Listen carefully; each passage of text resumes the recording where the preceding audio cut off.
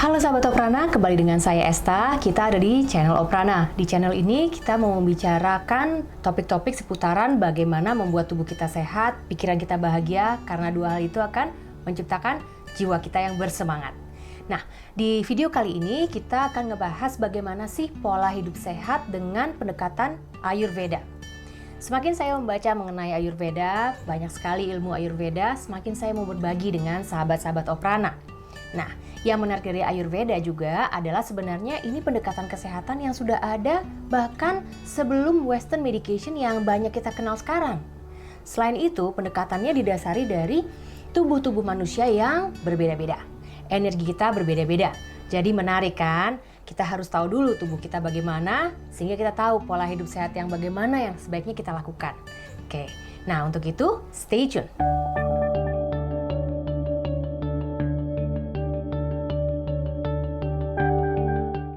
Ayurveda itu apa sih? Kalau dilihat dari definisinya, artinya adalah science of life. Science dalam kehidupan. Hebat kan? Nah, kalau dari Ayurveda juga, prinsipnya adalah keseimbangan. Sepertinya mudah, seimbang. Tetapi tentu untuk mencapai keseimbangan banyak trik-triknya. Banyak pendekatannya mau seperti apa. Nah, Ayurveda memberikan cara-cara tersebut. Nah, awalnya adalah kalau kita mau belajar Ayurveda, kita mengenal dulu 5 elemen utama dalam Ayurveda. Apa saja 5 elemen itu? 1 adalah space atau biasa dikenal dengan ether. 2 udara atau air. 3 air atau water. 4 tanah atau earth. 5 fire atau api. Nah, dari 5 elemen ini sebenarnya ada dalam tubuh kita. Tetapi mana yang paling dominan, itulah yang harus kita cari tahu. Nah, dalam Ayurveda juga 5 elemen ini membentuk 3 doshas atau biasa dikenal dengan body constitution. Apa saja sih body constitution yang ada dalam Ayurveda? Yang pertama adalah gabungan dari elemen ether atau space dan juga udara atau air. Namanya Vata. Vata ini merepresentasikan energi movements. Apa contohnya movements dalam tubuh kita? Bernafas. 2, transmisi saraf, signal-signal saraf. Sifatnya ringan seperti angin, ya, jadi dingin juga. Nah, untuk yang kedua merupakan gabungan dari fire atau api dan juga water atau air. Namanya Pitta. Pitta merupakan merepresentasikan energi transformasi. Apa energi transformasi dalam tubuh kita? Contoh, pencernaan, metabolisme, pengaturan suhu tubuh sehingga sifatnya hangat. Nah, api juga memberikan energi, menciptakan energi, ya. Untuk yang ketiga, doshas yang ketiga gabungan dari air atau water dan juga tanah atau earth. Namanya Kapha. Nah, Kapha ini merepresentasikan energi kestabilan. Contohnya kalau di tubuh kita apa? Ya badan kita, kulit, ya. Contohnya seperti itu. Nah, di dalam tubuh, Kapha juga memberikan kemampuan kita untuk menjaga imunitas sekaligus self-healing. Nah, untuk cari tahu ini, mana yang paling dominan dari tubuh kita harus tahu ciri-cirinya apa. Sebelum saya berbagi mengenai ciri-ciri yang perlu kita ketahui dari 3 doshas ini, kalau sahabat Oprana suka sama video ini, jangan lupa like dan juga subscribe serta bunyikan loncengnya. Karena apa? Kita akan selalu update dengan konten-konten yang berguna untuk membuat tubuh kita sehat, pikiran kita bahagia, sehingga jiwa kita bersemangat. Selain itu, kita juga punya Instagram di @o_prana_. Oke, sekarang saya akan berbagi ciri-ciri fisik dari ketiga doshas itu. Dimulai dari Vata. Kalau Vata biasanya tulangnya panjang, persendiannya juga tidak terlalu solid, ototnya juga lean, ya. Dan untuk kulit biasanya kering, rambut biasanya tipis dan kering. Nah, kalau untuk berat badan biasanya agak susah untuk naik berat badan, tapi mudah untuk turun berat badan. Untuk yang kedua, Pitta, biasanya ciri-ciri fisiknya adalah tulang-tulangnya medium, otot juga medium, untuk persendian cukup fleksibel, untuk kulit juga kering tapi ada sedikit cenderung oily sedikit, untuk rambut halus ada kecenderungan untuk oily.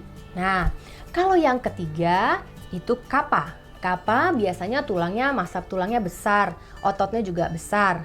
Nah, untuk kulitnya biasanya berminyak, rambutnya biasanya tebal dan berminyak. Nah, itulah ciri-ciri fisik dari Vata, Pitta, dan Kapha. Nah, jadi dari ketiga doshas itu mana yang paling dominan kita lihat di tubuh kita? Ya, dan itu juga sebenarnya ada sangkut pautnya dengan umur kita. Saat kita muda lebih banyak Kapha, saat di umur 20 hingga sekitar 55 atau 60 energinya yang paling banyak adalah Pitta dan selanjutnya biasanya Vata. Di awal tadi kita sudah bahas bahwa Ayurveda itu kuncinya adalah keseimbangan. Nah, jadi dari 3 doshas ini juga ada cirinya saat seimbang atau tidak seimbang. Dan sekarang bagaimana cara menyeimbangkannya? Contoh, Vata. Vata saat seimbang kita menjadi lebih kreatif, kita lebih mudah untuk beradaptasi dengan kondisi dan lingkungan. Tetapi sayangnya kalau lagi nggak seimbang, kita kadang jadi lebih gampang untuk stres, worried, anxiety, atau bahkan jadi susah untuk tidur. Nah, caranya bagaimana untuk bisa menyeimbangkan energi Vata ini? Contoh, kalau untuk makanan, hindari makanan-makanan yang mentah. Kalau untuk kegiatan, usahakan kegiatan itu dilakukan secara rutin. Dan juga perbanyak istirahat. Sekarang bagaimana dengan energi Pitta? Kalau Pitta kita seimbang, biasanya kita lebih mudah menangkap suatu hal, menjadi lebih pandai, lebih intelijen. Saat kita bekerja juga penuh dengan tanggung jawab. Saat kita bicara juga menjadi lebih eloquent, lebih baik. Tapi kalau lagi nggak seimbang, ini biasanya ya bisa cepat marah atau jealousy, atau bahkan over judgment, baik ke diri kita ataupun juga ke orang lain. Lantas bagaimana cara menyeimbangkannya? Untuk energi Pitta, biasanya kalau makanan kurangi yang pedas, kurangi juga garam, dan kurangi juga kalau sedang berolahraga itu dalam kondisi yang panas. Jadi jangan terlalu panas kondisinya ya. Dan untuk kegiatan juga jangan terlalu cepat. Jadi agak slow down sedikit. Sekarang bagaimana kalau dengan Kapha? Kalau energi Kaphanya sedang seimbang, biasanya rasa kasih sayang yang begitu besarnya bagi lingkungan juga dengan diri kita sendiri. Nah, kita juga pikiran lebih damai, lebih tentram. Cuma kalau lagi nggak seimbang, biasanya energi Kapha nggak seimbang, ini jadinya malas, susah beradaptasi dengan lingkungan, berarti menjadi keras kepala. Lagi pula jeleknya juga menjadi serakah. Ya, jadi banyak sekali attachment. Nah, bagaimana caranya menyeimbangkan energi Kapha ini? Tadi kalau kita malas berarti harus banyak kegiatan, ya kan? Kegiatan yang rutin. Untuk makanannya, hindari makanan-makanan yang oily dan juga berlemak.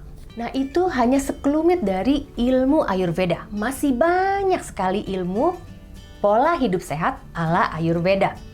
Jadi kalau sahabat Oprana ingin tahu lebih banyak mengenai ilmu Ayurveda, silahkan tulis di komen di bawah. Tidak hanya itu, bisa juga sahabat-sahabat Oprana sarannya apa untuk topik-topik seputaran membuat tubuh yang sehat, pikiran yang bahagia, dan juga jiwa yang bersemangat. Karena itu yang ingin dibahas oleh channel Oprana ini. Jadi sampai di video-video selanjutnya. Sampai nanti!